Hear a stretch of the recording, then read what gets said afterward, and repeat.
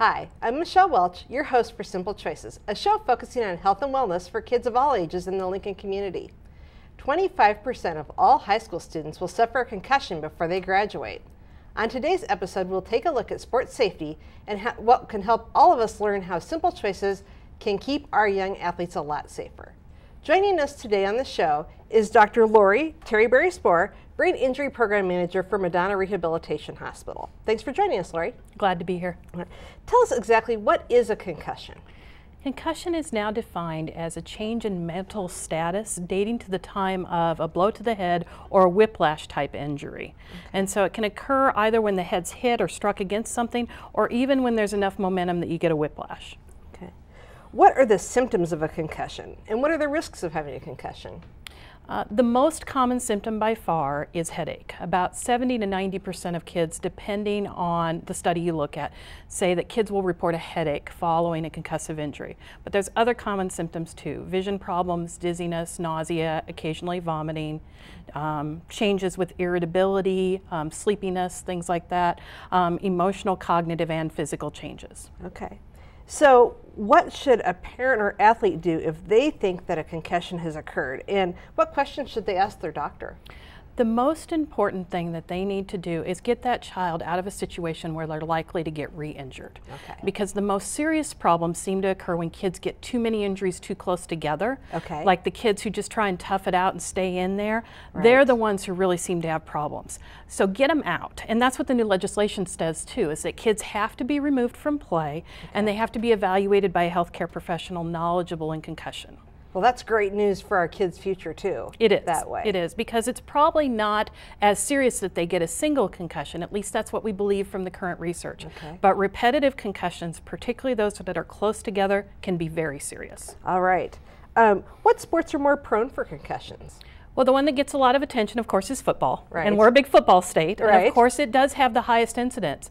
But it's surprising to most people that there are other sports that don't follow that far behind. Okay. Like girls soccer has a high incidence. Boys soccer has a high incidence. Wrestling does.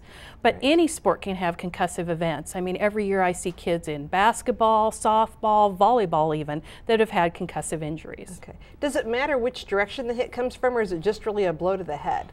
You know, it just kind of depends on the kid and the individual, and that's why we do this individualized assessment now. Okay. I mean, there is a slight tendency for kids who get hit in the back of the head to have more complaints of vision problems. Okay. But it's not consistent, and everybody's different, so individualized assessment's important. Right.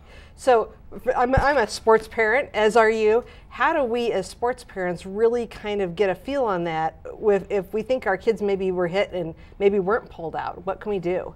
Well, there are some really simple checklists online and good informational brochures, like the CDC, the Centers for Disease Control at cdc.gov, has a free parent information sheet. Good. You can go there and just print that out and take a look at what it says to look for. And there's other good sites on the web as well. The Brain Injury Association has good information, but just mostly look for changes in your child, because if you see changes and you're worried about it, then you should really have them assessed. Okay, that's great. When you think about parents and our concerns, you know, we don't want our kids hurt. I mean, Sure. that's really where things kind of come together. Absolutely. How do we keep our kids still active, but yet still protect them? Right. Right. No, athletics are great for kids. They're good for the whole body. Obviously, Absolutely. fitness is hugely important. The main thing about concussions and the reasons for all the recent attention is we know if they aren't managed correctly, they can potentially be dangerous. Most kids are going to recover just fine. About 90% of them recover all on their own within a matter of a few days to a couple weeks. Okay. But there are those kids that have more long-term difficulties that need some treatment, that need to be assessed and properly managed to get better. And we want to catch those because that's where the problems lie, and they need appropriate treatment, and a lot of times they will get better too with some time. Great. So you're really not talking about a huge turnaround like a kid losing their season necessarily. Not usually. It just usually. depends on what kind of injury it is then. Not usually. We did a study of high school athletes in the state of Nebraska, and what we found from those athletes is most of them, even with mild concussions, they took about 7 to 10 days to recover completely, and then we could ease them back into sports and really not have further problems. But if they went back too soon, which is the same thing the national studies say, they were more likely to have a second concussion, 90% of second concussions happen within 10 days of the first, is what the Wow. research suggests. Okay. So they were more likely to get another one, the symptoms were more severe, they lasted longer, and they were more likely to lose the season. Okay. So what most of us believe that work in the field is that if we take them out for a few days and really let them get better and ease them back in, they do much better and we don't have recurrent problems. Okay. So what you're really saying is they need assessment. Legislation is supporting kids getting assessment now. Yes. And any other things as far as safety equipment or anything we should know about? Are those things improving? You know, there has been advances in equipment. Not a lot of them are well researched. I mean, they continue to tweak things and try and find ways to protect the kids, but the kids are getting bigger, stronger, and faster. They are. And they are conditioning year round, so they're having more exposures.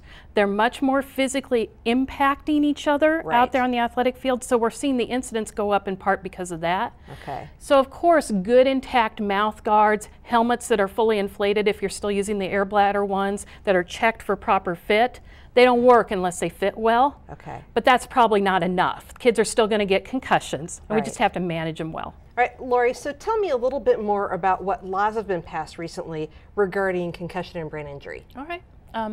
There is a law in our state that it's LB 260. It was passed last year, went into effect this July 1st. It's a law that's been passed in about 30 states around the country now, very similar in all of those states, slight differences, but not significantly so. And it focuses on three main parts. The first part is increasing awareness, and so making sure that every year coaches are provided the opportunity to go through concussion training, make sure that they're knowledgeable in what they're looking for to get the kids out. They don't need to make return to play decisions. That has to be done by a healthcare provider, but to get the kids out if they see the signs and symptoms. And then parents are aware too, so that they can help with that, or if they notice something after they get home or things like that. So awareness is a first important part. Immediate removal from play is the second part, making sure if you notice any signs or symptoms, that child is removed from play and kept out for that day minimum, because sometimes symptoms will present an hour or two later. There's changes going on in the brain, and sometimes those chemical changes will result in symptoms being greater an hour or two later, like the kid who gets in the locker room and then says, I don't remember the fourth quarter. That's because of those changes that are happening. Sure. And then the third part is return to play decisions are made by a licensed healthcare provider trained in concussion assessment and management. So it really puts the responsibility back on the healthcare provider, who is really the one trained to do that, and takes it away from the coaches having to deal with it and having that pressure while they're trying to do things in the game, because they really need to focus on coaching, and that way the healthcare providers can help with those decisions. Well, I imagine that coaches probably feel better too, because they don't worry about putting kids at risk that way. Well, that is true, and that's what most of the states that have had this in effect for a year or two are saying, is that they really like the law because it takes that pressure off of them and protects them to the degree that they're not put in a difficult position. They just focus on coaching, let the healthcare providers take care of the healthcare. Great. Yeah, because those kids would want to be in there and play if they can get away with it. So Of it kind course. of keeps the coach from having to be the guy to pull them out that way. Of course. Talk to me a little bit about the risk assessments. Okay. Well, there is something called baseline assessment, and this is becoming more and more prevalent around the country. Most of the Lincoln Public Schools are doing it. I believe all of them are doing it, at least in their contact sports. A lot of the private schools in our area are doing it now as well. Good. And the concept is that we need to know what's normal for each kid. So if we set them down at a computer at the beginning of the season before they've had any injuries, measure their reaction time, their processing speed, or how quickly they're thinking, and their memory, then we know what's normal for them. And if there's a question of a concussion at any time during the season, then that kid can be retested. Great. And we can say, yeah, it looks good. You're not reporting any symptoms. We don't see anything of concern. Let's start easing you back in, which is what we call return to play protocol. Okay.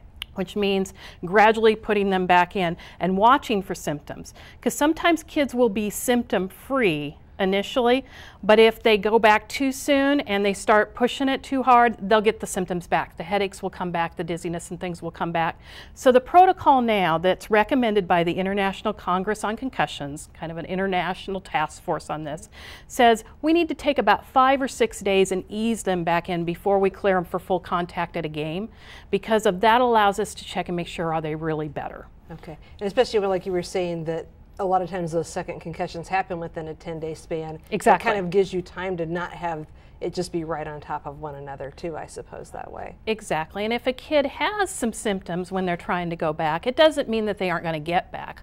All it means is that we wait another 24 hours before we try that. Right. And just make sure, okay, are we giving the brain enough time to heal? Just as our bodies need to heal from other types of injuries, sometimes it takes a little more time before we can push it. Right. Well, and you had mentioned before that sometimes those symptoms don't show up for a while. Yeah, at least a few hours. Now, it's very rare from a concussive injury that you've got symptoms weeks or months down the road. That's probably something entirely different that we won't go into today. Okay. But concussive symptoms can take a few hours to really show up. Usually within an hour or two, though, you'll know, you know, there's something going on, and it dates to, I think something happened in that event. Okay. And as parents, we know our kids better than anyone knows our kids. And so if we're around those kids after they've had something happen, really watching them for different behavior, acting a little off probably is important for us too. Yeah, I mean, I think there's all kinds of things that can be going on with kids, and some of these symptoms can occur from other conditions. But if you're concerned, the best thing to do is consult with your healthcare provider. Well, thank you so much for coming and sharing a little bit about concussions and head injuries and letting us know as moms how we can keep our kids a little more safe. I'm glad to do it. Thank you for having me. You bet. Thank you. We'll be right back. In late 2010, I entered a BMX dirt jumping contest and took a hard slam. And even though I was wearing a helmet and I'd done the trick 1,000 times, I suffered a traumatic brain injury. Now, I'm not telling you not to send it, not to go out there and get it done. But what I am saying is learn about brain injury and how to prevent it.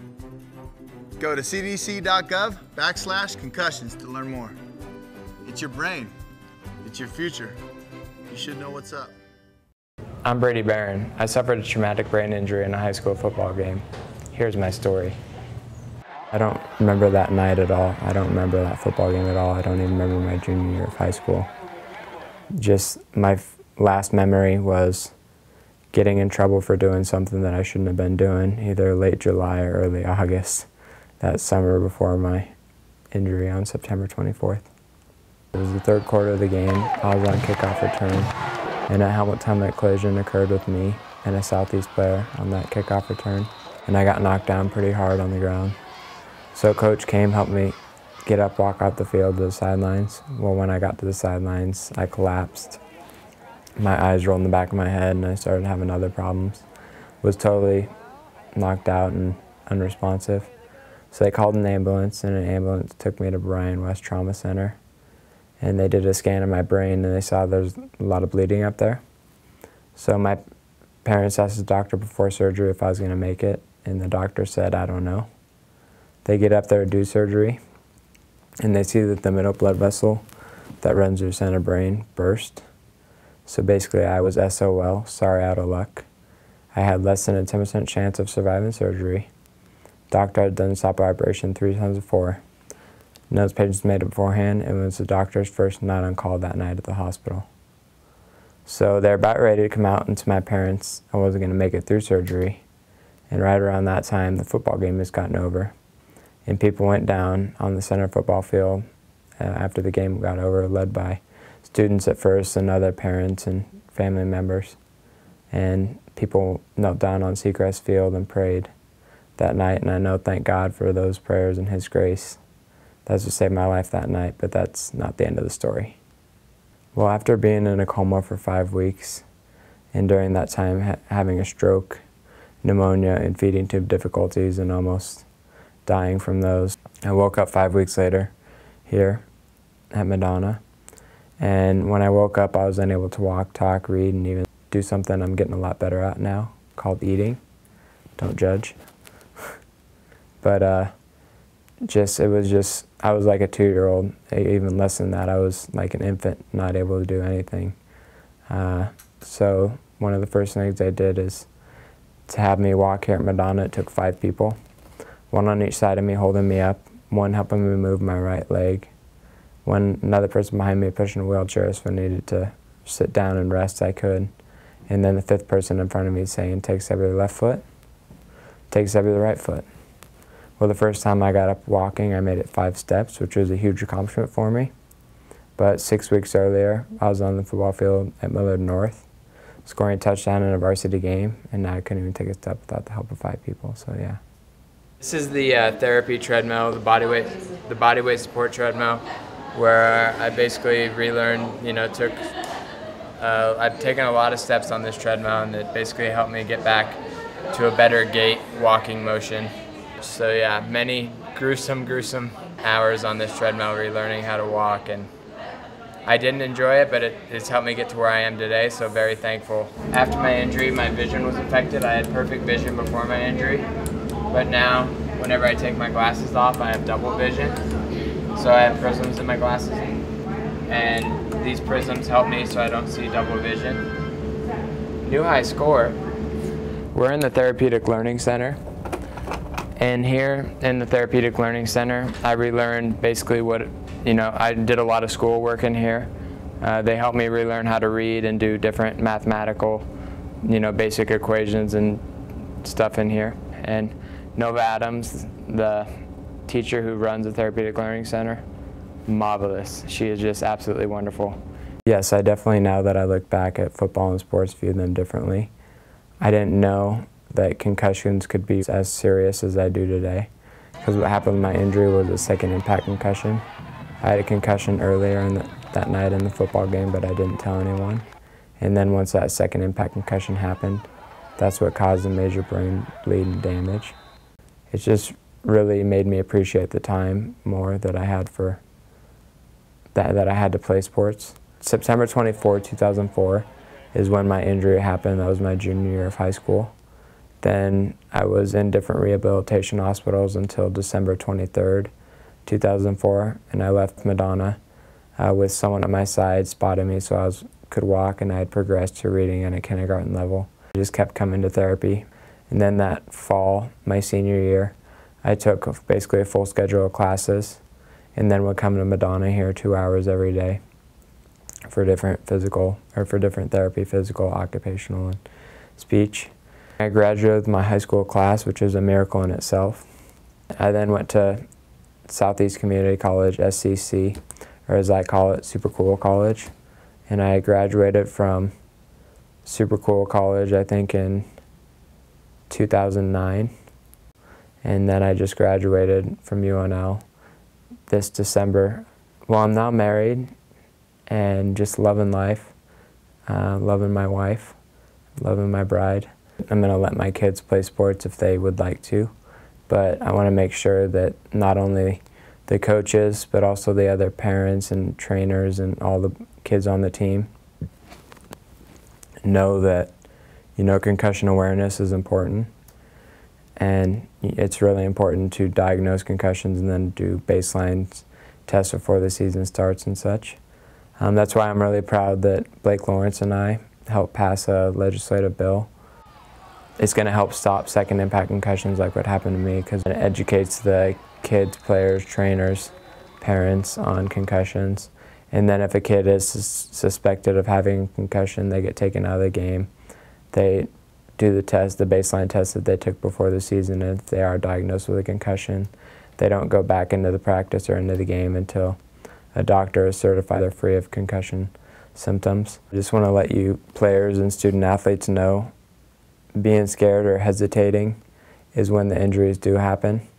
So just go out at full force, but don't be knocking each other's heads, off and, headbutting the wall before each game and stuff. But just know the education that's out there and talk to your doctors before the season starts and get the concussion test. And 90% of people that have brain injuries either turn to alcohol or drugs to help them cope. Thankfully I didn't, but I found other ways to have fun in my life with 5 Fs: friends, family, faith, fight, and football. So yeah, just keep your spirits up and know that each day is a great day. And his wife. You're awesome. Oh. You get that every day, right? Today isn't just a good, okay, or fine day. Today is a great, amazing, outstanding, fantastic day to be alive, because each day is a great day to be alive. I know you're going to keep it and freeze it and frame it. And Yeah, I'm going to put that in a book. smell good? Yeah.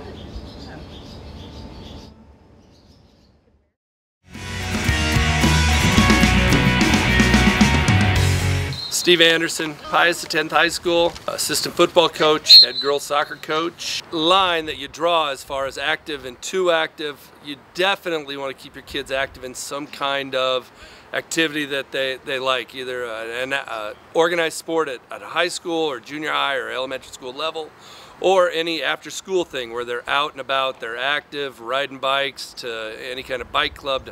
Fencing has sprung up around town that's all of a sudden pretty popular. So you want to keep them active, but then again, overactivity takes a lot of their spare time away, it takes a lot of their study time away, and it can lead to burnout in the long run if it's done inappropriately. Some of the major key points to raising an athlete would start with just simply nutrition. Getting your food groups correctly done. You can't get a high-profile athlete by shoving in all sorts of garbage. If you have a good meal, you shouldn't have to put in too many supplements to take care of it. Just setting good examples for your own nutrition will, they'll follow that lead most definitely. Setting a good example when it comes to your own extracurricular activities. If you're out riding bikes with your kids, wear your helmet. Follow the rules of the road, or any sport. Good sportsmanship is also a great example of that. If they go and watch mom or dad play their sport and they're acting out, what do you think they're going to do when it's their turn to play a sport? Another thing you should worry about athletes is just overwork. If you got 7 days in a week like everybody does, definitely take 1 to 2 days off. Try for 2. We are on a busy lifestyle here, but downtime is just as important as practice time. Gives them a chance to reload, gives them a chance to just relax a little bit, and that's what the body needs to rebuild itself. Staying hydrated is a definite key. We take plenty of water breaks here at Pius. Take the kids to take around water bottles with them. Hydration is very, very important. Not even on the hot days, but on the average days where you don't think you need enough, your body is still using all those important nutrients. You're flushing a lot of things out of your system. You need to constantly stay hydrated, both for physical ideas and mentally. So many breakdowns you see in the fourth quarter don't come from all of a sudden too much pressure. It comes from just the brain being not hydrated enough to make the right decisions at the right time. Injuries we see in football are a lot of joint-related issues, a lot of ankle sprains, some wrists in football. So you can start at the bottom up to the knees. You get a nice addition of ACL, MCL sprains and tears, and then some of the more dangerous ones would be concussions. We see our share of concussions both in football, we're very aware of it, and in soccer. We are very, very aware of concussions in every sport. Before anybody takes the field at Pius, they have to go through a baseline computerized testing that we do in conjunction with St. Elizabeth's Hospital. It's about a 20-minute computer test, just kind of gets their baseline intelligence, cognitive responses, and then that goes into a data bank. And then if that player, student athlete, should ever get another concussion before they're let back out on the field or wherever they go, they have to take that test again to see where they are. They are also met with daily with trainers who talk about their conditions, who work with the coaches to keep the injured players out until they are 100% ready to go back out on the field. As much as they want to get back out there, we really work with our trainers to keep them out until they're set.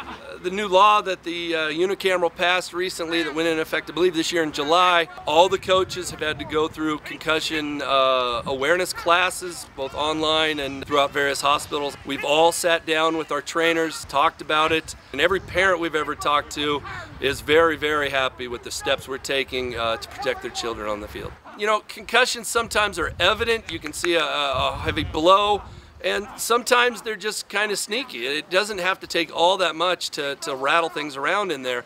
And so if parents were just aware of some of the warning signs, lack of appetite, change in feelings and attitudes, kind of a grumpiness, or all of a sudden headaches, there's light problems, light sensitivity.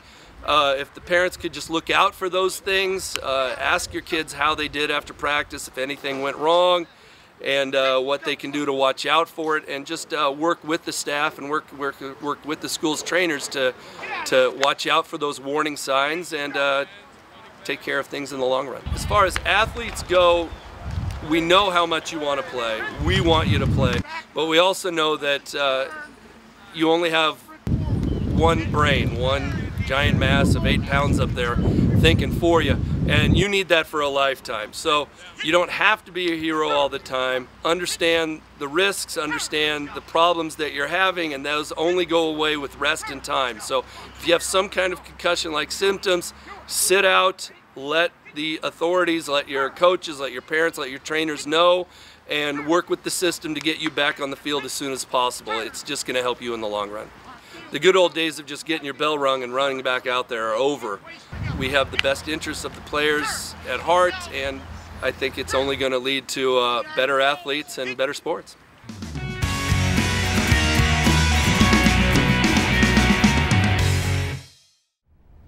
Thanks again for joining us on Simple Choices. We'll see you next time.